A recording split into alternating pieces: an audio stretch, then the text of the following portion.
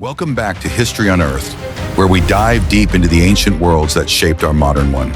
Today, we're traveling back over 4,000 years to explore the dawn of empires. Have you ever wondered who built the very first world power? The empire that set the stage for all that followed? That honor goes to the Akkadian Empire, centered in the fertile lands of Mesopotamia, a region that today spans parts of modern-day Iraq, Syria, and Turkey. But mostly, we're talking ancient Iraq. Let's unravel this epic tale. Who they were, their legendary ruler, what they controlled, when and where they ruled, and ultimately, how it all came crashing down. Stick around. This is the story of the world's first superpower. First off, who were the Akkadians? Picture this. In the cradle of civilization, along the Tigris and Euphrates rivers, lived a Semitic-speaking people known as the Akkadians. They weren't the first settlers there. That credit goes to the Sumerians, who built incredible city-states like Uruk and Ur. But the Akkadians? They were neighbors, traders, and eventually conquerors. Emerging from the northern parts of Mesopotamia, they spoke Akkadian, a language that would influence the region for centuries, even becoming the lingua franca of the ancient Near East. These folks were innovative warriors, farmers, and administrators who blended Sumerian culture with their own, creating a melting pot that birthed the concept of empire. At the heart of this rise was a man whose name echoes through history, Sargon the Great, or Sargon of Akkad.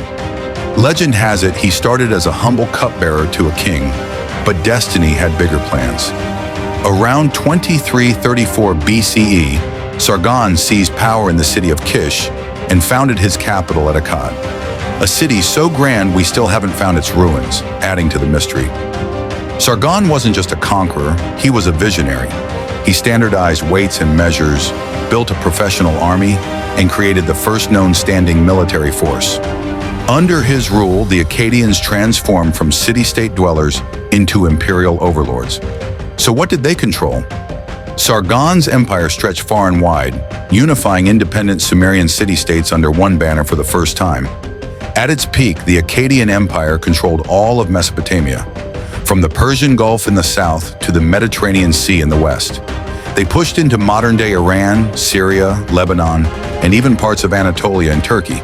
Trade routes boomed, bringing in timber from Lebanon, metals from Anatolia, and lapis lazuli from Afghanistan. They dominated agriculture with advanced irrigation, feeding a growing population. This wasn't just conquest, it was centralization.